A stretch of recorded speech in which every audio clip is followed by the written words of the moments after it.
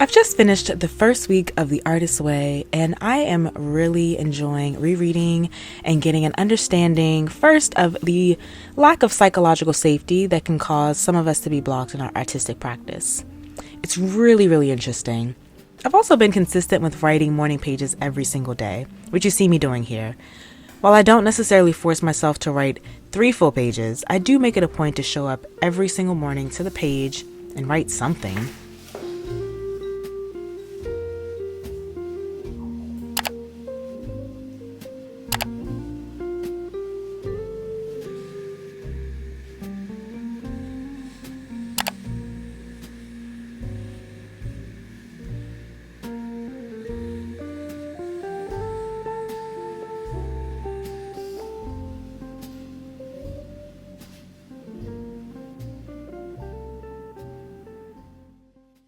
I also decided on what my first official artist date will be, and I'm going to take you along with me.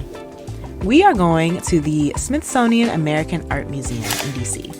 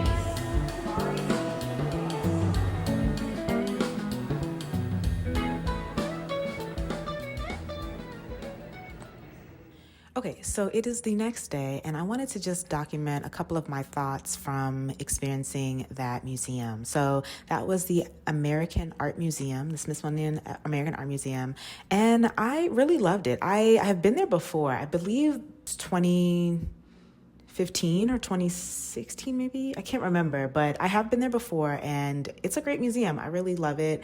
I love portraiture, and so they have the National Portrait Gallery in there as well. Obviously you've seen that from the clips, but yeah, it was good to go back. I haven't, like I said, been there in a while, and there was a couple of different exhibits other than the portrait gallery with the presidential portraits, as well as some other exhibit, I think it's part of their contemporary art, they had completely new things in there that I hadn't seen before. So I was really excited to kind of experience that. And yeah, it was a really good outing. It is a really large museum. So I believe it's 3 floors. I only got to view the top 2 floors. When I went, I asked the attendant or what is it called? At the front desk, I guess the host desk, whatever. I asked them like, what's the best order to go? And she recommended that I start from the top and go all the way down. So that's what I did. I did the first 2 floors. And then unfortunately, I didn't budget enough time for this museum. I forgot how big it was. So I didn't get to experience the 3rd floor or the very bottom floor. So I'm definitely going to have to go back and check that out. But yeah, it was really cool.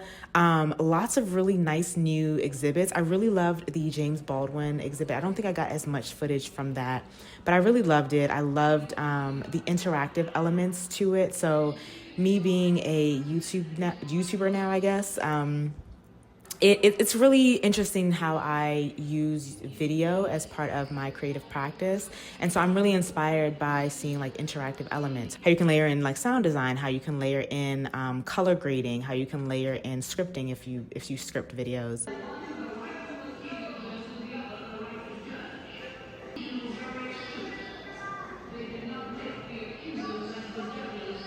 Yeah, it's just really cool to see how someone used an interactive element to just kind of tell a story, and how I can use that same sort of thing. Either way, it was really cool, really interesting. So I loved that. I also really loved, there was a exhibit on sculpture. The idea that sculpture, we typically think of sculpture in like a kind of or at least let me speak for myself. I think of sculpture in a very almost binary way. Like there's only certain types of materials are used typically in sculpture. And that's, I'm now learning, kind of false. I thought like things like marble, bronze, maybe ceramic. I thought like that was sculpture, but anything can be sculpture. Anything, any found materials, rubber, things that you can find out in like construction zones, different metals, different like nails, like just so many different things.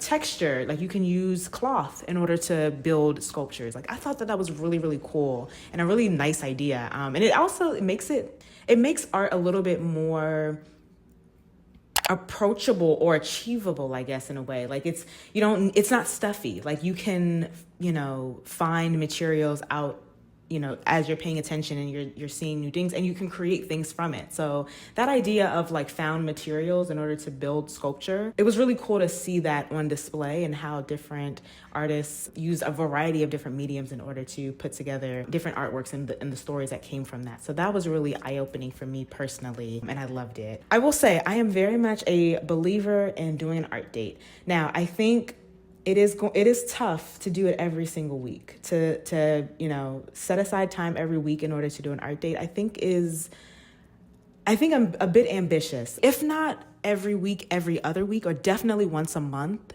I think is doable for most folks. I'm certainly aiming for twice a month or every other week. But yeah, I'm a believer now. I do believe that there is something to be said about refilling your cup. But yeah, I just wanted to just hop on and say, how much I really enjoyed it, how Miss Julia might be onto something, how Miss Julie, I think is her name, how Miss Julie might be onto something. There's a lot of stuff in the book that is a little bit stringent, like you have to do 3 morning pages, you have to da-da-da. But I do think that she's onto something with the artist dates. And we're going to definitely continue this moving forward.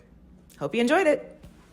Before we close out today's video, I did want to also share a couple more clips of the art that I captured that really inspired me. I absolutely love Kerry James Marshall's work. Any opportunity for me to be able to see his work, I am going to take it.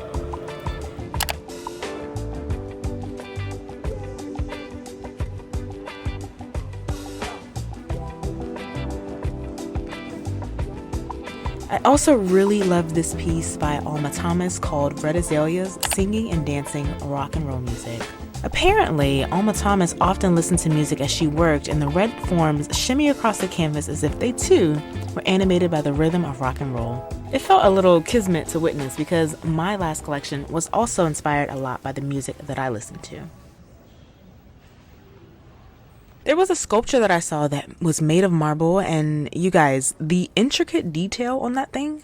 Can you imagine making any mistake on that? Like accidentally hitting your hammer too hard or sneezing at the wrong moment or something? I don't know. Insane the level of detail on that. And just a testament to that artist's work. But that's it for today's video. I hope that you enjoyed it, and if you did, make sure to hit the like button and subscribe for more videos like this. Also, leave me a comment below on what's your favorite destination for an art date. But yeah, that's it for today. I will see you in the next one. Bye.